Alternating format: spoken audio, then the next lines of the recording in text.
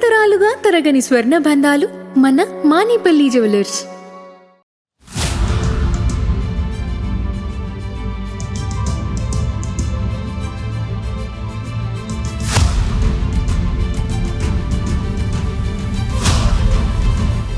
Cricket ప్రపంచంలో ఇప్పుడు ఒక న్యూస్ హల్చల్ చేస్తోంది.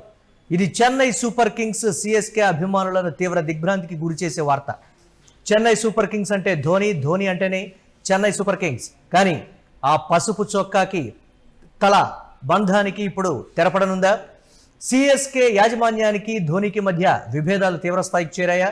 ఇంతకు ఈ న్యూస్లో ఏది నిజమో తెలుసుకోవాలంటే let's watch the story.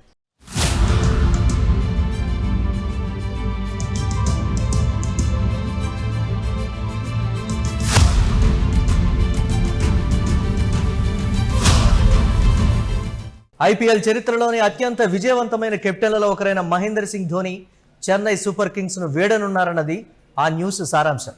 ధోనికి CSK యాజమాన్యానికి మధ్య తీవ్రమైన విభేదాలు తలెత్తినట్లు వార్తలు వస్తున్నాయి.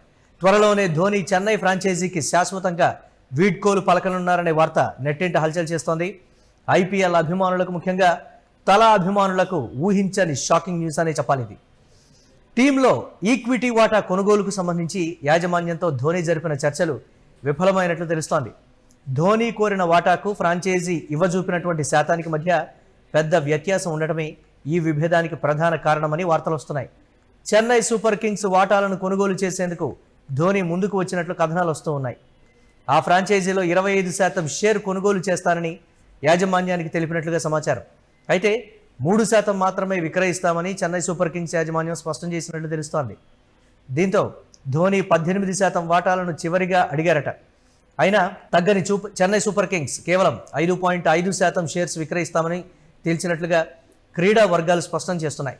ఫలితంగా జట్టుతో ఆయన సంబంధాలు దెబ్బతిన్నట్లు చర్చ జరుగుతోంది.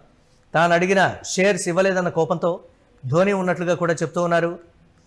మరోవైపు ఆటగాళ్ల ట్రేడింగ్, జట్టు వ్యూహాత్మక నిర్ణయాల్లో తనను సరిగ్గా సంప్రదించకపోవడంపై ధోని తీవ్ర అసంతృప్తితో ఉన్నట్లు ప్రచారం జరుగుతోంది.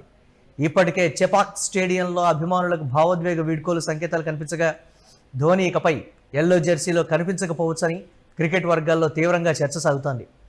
15 ఏళ్లకు పైగా కొనసాగిన ఈ అపూర్వ బంధం ఇలా వివాదంతో ముగుస్తుందా, లేదా యాజమాన్యం సర్ది చెప్తుందా తెలియాలంటే వేచి చూడాల్సిందే.